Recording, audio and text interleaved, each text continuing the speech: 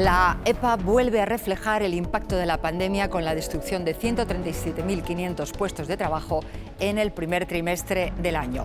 Hola, buenas tardes. Aún así, el paro descendió en ese periodo en más de 65.000 personas. La causa es la caída de la población activa porque muchas personas no pudieron buscar trabajo a causa de las restricciones por la pandemia y también han influido las consecuencias del temporal Filomena. Ha aumentado el número de hogares con todas las personas en paro. Son ya 1.226.000 los hogares.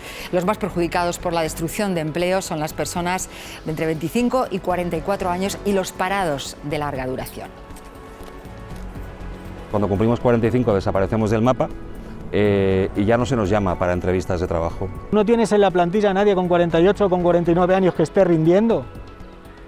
Seguramente sí.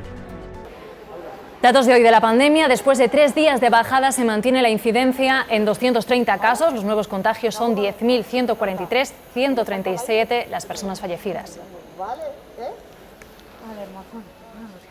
Y a lo largo del día de hoy se espera que lleguen a España más de 1.500.000 dosis de la vacuna de AstraZeneca. Además, hoy hemos sabido que Pfizer-BioNTech va a solicitar a la Agencia Estadounidense del Medicamento el uso de su vacuna contra la COVID para niños mayores de 12 años. Su ensayo con esta franja de edad está ya prácticamente terminado. La validación por parte de la agencia podría tardar entre 4 y 6 semanas. Sigue la campaña electoral en Madrid, en unos minutos lo vamos a contar, y también el debate sobre qué restricciones se podrán tomar cuando decaiga el estado de alarma el 9 de mayo. El lehendakari Iñigo Urkullu pide que se alargue el estado de alarma, que se prorrogue 1 o 2 meses en todo el país, pero el gobierno insiste en que las comunidades tienen herramientas suficientes. El Partido Popular quiere una reforma legal que permita tomar medidas sin aval judicial.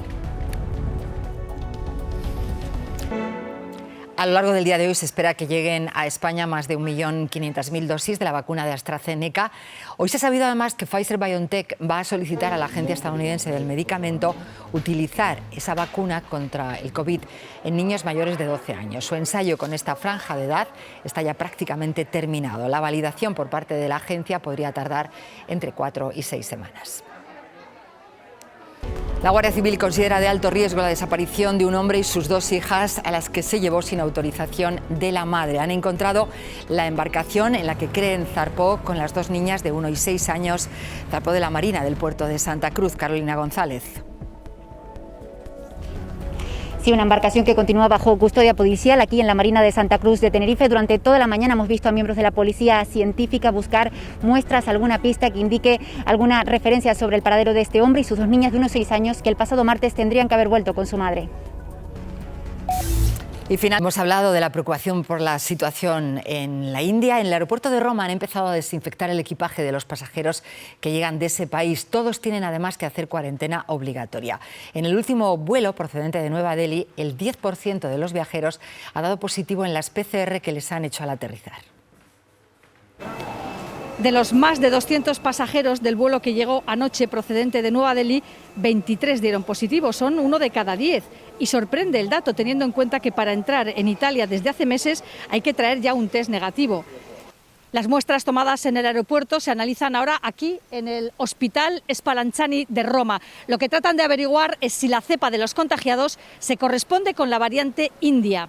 El país ha reforzado además las medidas para evitar que penetre la variante india del coronavirus, sobre todo ahora, porque son muchos los temporeros que vienen del país asiático por estas fechas para trabajar en el campo. Por eso, desde el domingo se prohíbe la entrada de aquellos que en los últimos 14 días hayan transitado por la India, también por Bangladesh, y solo se permite el retorno a los que tienen residencia en Italia, a los que obligan a hacer cuarentena. Seguimos en Tenerife porque hasta allí remolcaron anoche el cayuco localizado al sur del Hierro con 24 migrantes fallecidos a bordo, entre ellos 2 menores. Son 7 cadáveres más de los que se pudieron contabilizar el lunes cuando el helicóptero del ejército hizo una complicadísima maniobra de rescate a los 3 supervivientes. Llevaban 22 días en el mar. Es el momento en que la embarcación de salvamento marítimo llegaba a puerto con los cuerpos de los migrantes fallecidos. En tierra comprobaron que había 24 muertos, 7 más de lo que se creía. Es la mayor tragedia desde 2009. Solo 3 personas lograron sobrevivir. Y fue gracias a que un helicóptero del Ejército del Aire realizaba una misión de vigilancia en medio de la nada. Fue un rescate difícil de principio a fin. El cayuco era una peonza, se movía para todos los lados y era realmente complicado el poder meter a nuestros rescatadores, porque nosotros cuando estamos en la vertical nos quedamos básicamente ciegos. Tardaron 40 minutos en sacarlos con grúa. Estaban en una situación tan débil que yo me tuve que apoyar en algún compañero para mantenerles erguidos, porque no había forma de ponerles el cincho de arriado. Cuenta que a duras penas podían pestañear. A uno de ellos lo tuvo que llevar en brazos hasta la zona de arriado. No podíamos avanzar porque había muchos travesaños en la zona, pisábamos a sus compañeros que estaban allí fallecidos. E incluso nos caímos en alguna ocasión. Sin mucho margen para regresar, incluso se plantearon dejar a los rescatados en el cayuco, pero no fue necesario. Ya en el helicóptero consiguieron entender a duras penas que los migrantes llevaban 22 días en el mar. La postura que mantienen dentro del cayuco durante tantos días y la deshidratación pues impiden que se puedan mover bien, no pueden ni echarse un trago de agua ellos solos. La vuelta no fue menos tensa. El aparato volaba al límite, casi 1.200 kilómetros sin repostar. Y siguen llegando pateras a Canarias. En las últimas 24 horas, 2 con 46 migrantes en total. La audiencia de Teruel ha condenado al conocido como Igor el Ruso a prisión permanente revisable por el triple crimen de Andorra. Le impone la pena máxima por uno de los asesinatos y 50 años de cárcel por los otros 2. Pedía la máxima de pena para Igor el Ruso y así ha sido, y al menos deberá permanecer 30 años en la cárcel antes de que puedan revisar esa prisión permanente a la que le han condenado por uno de los 3 asesinatos que cometió en Andorra. Teruel, para los otros 2, 50 años, 15 más por 3 robos con violencia y 3 millones en concepto de indemnizaciones para los familiares de las víctimas. Y esta es la última de sus innumerables condenas, porque ya cumple 21 años por intentar matar a 2 vecinos del pueblo de al lado de Albalate 9 días antes del triple crimen, y le queda pendiente la cadena perpetua en Italia por otros 2 asesinatos. El abogado de Igor el Ruso dice que recurrirá y que su cliente es insolvente.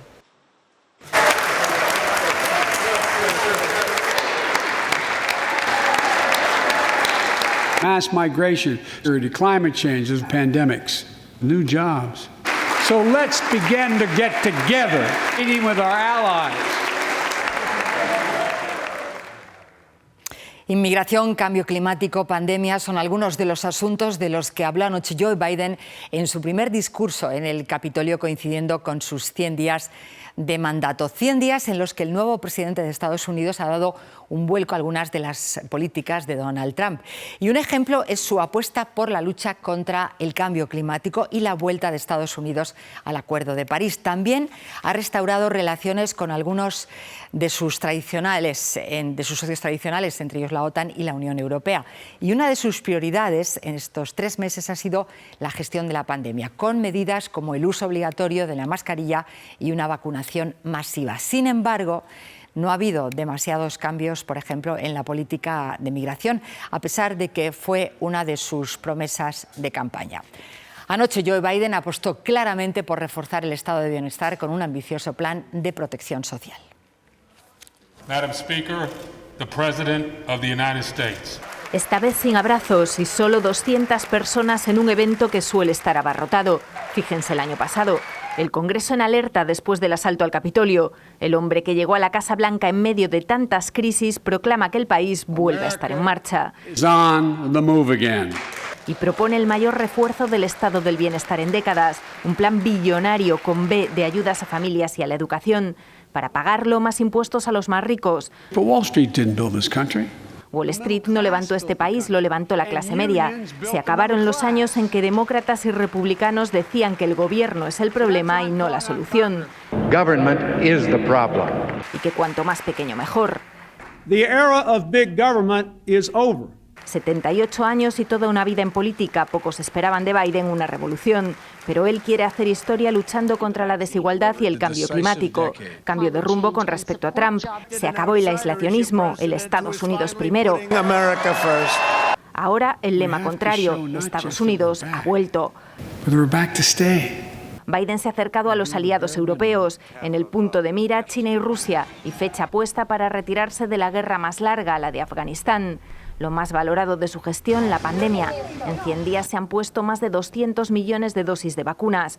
Lo peor puntuado, la política migratoria, mientras cada vez más personas intentan cruzar la frontera. Biden pide reformar la policía, control de armas, medidas de igualdad y ha formado un gabinete diverso. Esta es una imagen histórica. Por primera vez, 2 mujeres detrás de él, la vicepresidenta y la presidenta de la Cámara. Ya era hora. Esta es la primera imagen del opositor ruso Alexei Navalny en 2 meses, mucho más delgado y demacrado. Después de 20 días en huelga de hambre, ha comparecido desde la cárcel en la apelación de su condena por difamación, que ha perdido.